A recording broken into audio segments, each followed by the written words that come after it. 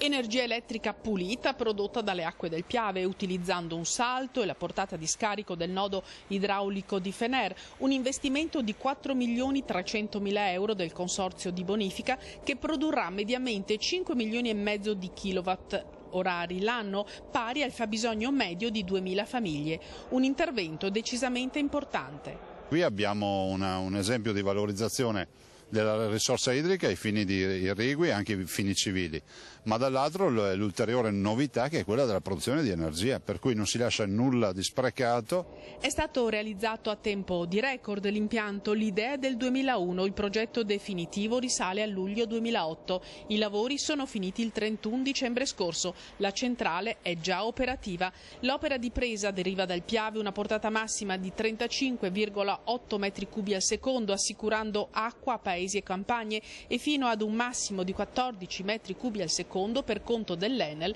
per fini idroelettrici. Sfruttare un'opportunità naturale, avere appunto la risorsa acqua molto spesso non viene considerata in quello che è una potenzialità soprattutto economica e anche appunto di tutela del territorio, perché produrre energia elettrica tramite l'acqua vuol dire risparmiare il consumo di petrolio, inquinare meno, vuol dire avere quelle energie alternative e rinnovabili soprattutto che sono alla portata del nostro territorio. Questa è l'occasione anche per ricordare che al nucleare noi rispondiamo con i salti d'acqua, con le turbine, con il fotovoltaico, con le biomasse e non al nucleare.